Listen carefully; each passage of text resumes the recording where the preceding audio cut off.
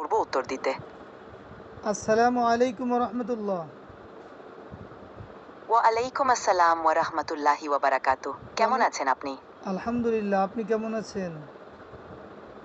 আলহামদুলিল্লাহ, আমিও ভালো আছি।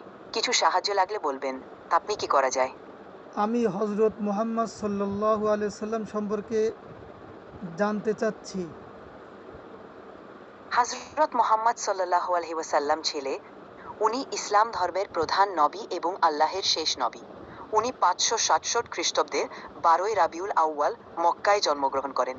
উনি ইসলামের শিক্ষা ও নীতিয়াবলী প্রচার করেন এবং মুসলিম উম্মাহর জন্য একটি আদর্শ জীবন ছেড়ে গেছেন। উনার জীবন ও শিক্ষায় মুসলিমরা অনেক কিছু শিখেন। আচ্ছা, মক্কা থেকে মদিনায় হিজরতের ব্যাপারে জানতে চাচ্ছি। হিজরত হল ইসলামিক ইতিহাসে একটি গুরুত্বপূর্ণ ঘটনা যখন হজরত মুহাম্মদ সাল্লাল্লাহু আলাইহি ওয়াসাল্লাম মক্কা থেকে মদিনার দিকে স্থানান্তরিত হন। মক্কায় মুসলিমদের উপর তীব্র অত্যাচার ও নির্যাতন চলতে থাকায় হজরত মুহাম্মদ সাল্লাল্লাহু আলাইহি ওয়াসাল্লাম ও তার অনুসারীরা মদিনায় চলে যান। এই হিজরত ইসলামের ইতিহাসে একটি নতুন অধ্যায় শুরু করে এবং মুসলিম কমিউনিটির জন্য একটি শক্ত ভিত্তি স্থাপন করে। হিজরত মুসলিম ক্যালেন্ডারের প্রথম বর্ষ হিসেবে গণনা করা হয়। খুবই ভালো কথা। তবে ফিলিস্তিনের উপর যে আপ- নির্যাতন হচ্ছে, এ বিষয়ে আপনার মতামত কি?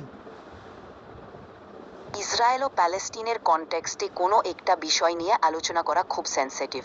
আমরা সবাই চাই শান্তি ও সমাধান। এ ধরনের বিষয় আমাদের কাছ থেকে সবার উপকার হতে পারে। যদি আপনার কোনো অন্য প্রশ্ন থাকে আমি চেষ্টা করব সাহায্য করতে। ওকে, ধন্যবাদ। আপনাকেও ধন্যবাদ। আপনি ভালো থাকবেন। যদি কোনো প্রশ্ন থাকে নকুন বলবেন।